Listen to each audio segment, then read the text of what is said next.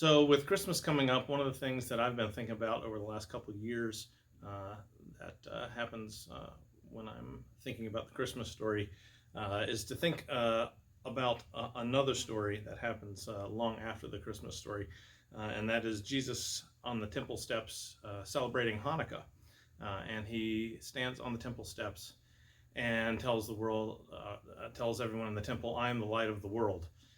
And the Pharisees immediately get into an argument with Jesus, and a whole argument and debate breaks out about whether or not they are legitimate children of Abraham, to which Jesus tells them, "You are not, because you do not obey our Father in heaven." To which they reply, "Well, at least our parents were married." In other words, they called Jesus a very specific name in front of his entire family, community, and uh, religious community.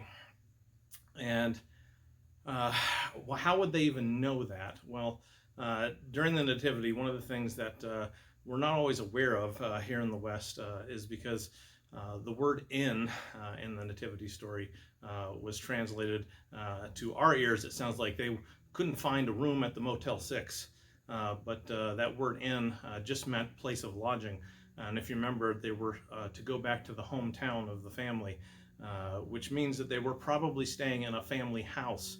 And when you think about that in context, you realize that Jesus was probably born in the family garage of Uncle Owen or something like that. The whole family was in the house, and there was so many people in the house, and they even knew that Mary was pregnant, and yet none of them gave up a spot in the actual house. They made her go to the garage to have Jesus. Mary and Joseph were only engaged, betrothed at the time. They weren't actually married. So Aunt Becky knew that they weren't married and they were having a kid. They probably got shunned by their very own family.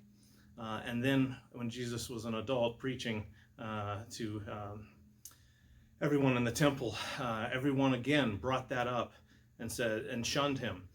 Jesus was shunned repeatedly, and not only him but his entire family. And anything that they could rub in his nose to say, "We don't want to believe you," they did.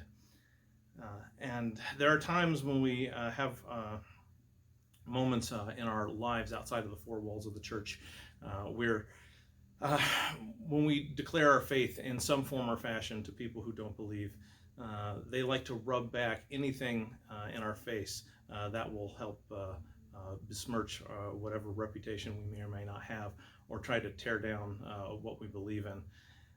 And I think about that at Christmas, and it helps me to remember that I was adopted by God into the faith. I wasn't born into it. None of us were.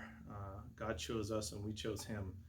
And it helps me to remember that when someone tries to make me feel ashamed of what I believe or tries to embarrass me, that's the same thing that Jesus endured.